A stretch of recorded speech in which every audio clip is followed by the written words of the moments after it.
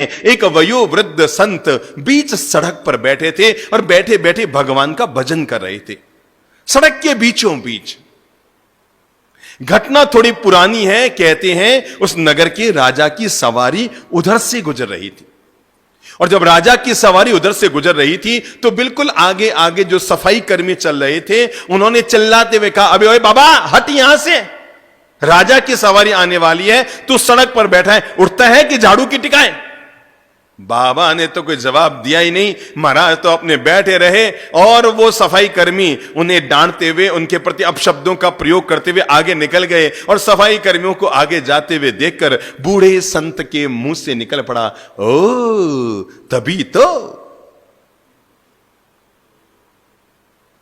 वो सफाई कर्मी आगे बढ़े, उसके पीछे सिपाही आए और उन्होंने भी लठ मार की भाषा में कहा, बाबा उड़ जाओ, पीछे राजा की सवारी आ रही है, अरे पकड़ लेंगे तुम्हें और जेल में डाल देंगे, कारागार में डाल देंगे। महाराज उड़ जाओ, यहां से उड़ जाओ, नहीं तो जूते पड़ेंगे, जूते। वो भी आगे चले गए और उन्हें देखकर फिर उस वयोवृद्ध संत के मुंह से निकल पड़ा, ओ तभी तो। थोड़ी देर में राजा की सवारी आती हुई नजर आई। आगे आगे मंत्री चल रहा था व्यवस्था के लिए, तो उसने महाराज के पास आकर कहा, महाराज नमस्कार, मैं आपसे अनुरोध कर रहा हूं, पीछे राजा की सवारी आ रही है, आप थोड़ी सी तकलीफ करके सड़क के किनारे बैठ जाओ, और जब राजा की सवारी निकल जाए तो वापस सड़क पे आके बैठ जाना। अगर आपकी इच्छा है आपको बीच सड़क पे बैठना है, नो प्रॉब्लम, पर आप थोड़ी देर के लिए सड़क के किनारे बैठ जाओ, राजा की सवारी निकल जाए तो बीच में बैठ जाना, कहीं राजा नाराज हो गया तो मुश्किल हो जाएगा आपके। वयोवृद्ध संत ने उसको भी देखा, पूछा तुम कौन हो? कहा मैं शहर का मंत्री हूं महाराज, मंत्री हूं। बाबा हट जाओ, किनारे अलग जाओ।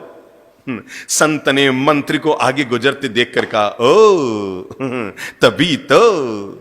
मंत्री चौंका, ये तभी तो क्या होता है? इतने में राजा की सवारी आ गई। मंत्री ने राजा से कहा, राजन क्षमा करें, हमने इस संत को, वयोवृद्ध संत को 5 बार समझा दिया, हमारे सफाई कर्मियों ने समझा दिया, हमारे सिपाहियों ने समझा दिया, मैंने समझा दिया, ये खिसकने का नाम नहीं ले रहा है, और जो बोले उसको एक ही जवाब दे रहा है, तभी तो तभी तो तभी तो तभी तो। महाराज समझ में नहीं आ रहा है।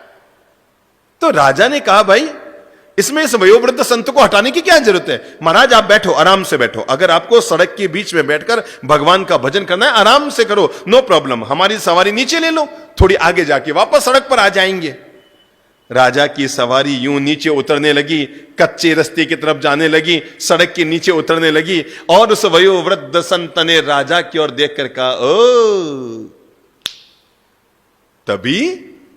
तभी तो। मंत्री ने कहा, महाराज सवारी रोकिए, इस वयोवृद्ध संत का बात समझ में नहीं आ रही है, ये सबको एक ही डोरी से हाँक रहा है।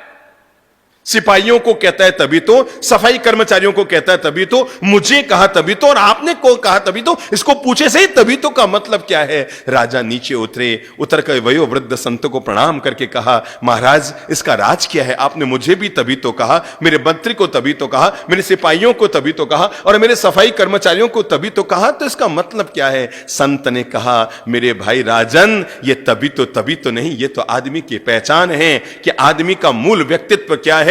तुम्हारे सफाई कर्मचारियों को बोलना नहीं आता था, आते ही हो हल्ला चीख चिल्लाहट करने लगे, मुझे कहने लगा उठो यहां से, भगो यहां से। मैं समझ गया इनको बोलना नहीं आता, तभी तो ये जीवन में आगे नहीं बढ़ पाए, केवल यहीं के यहीं रह गए महाराज। और आपके सिपाही आए, वो भी चिल्लाते हुए बोल रहे थे, मुझे तब महसूस हुआ आखिर ये लोग जीवन में आगे क्यों नहीं बढ़ पाए, क्योंकि इनको बोलना नहीं आता। लेकिन मंत्री ने आकर हाथ जोड़कर कहा, महाराज किनारे बैठ जाओ, मैं समझ गया इसको अदब से बोलना आता है, तभी तो इसको ईश्वर ने मंत्री बनाया। लेकिन महाराज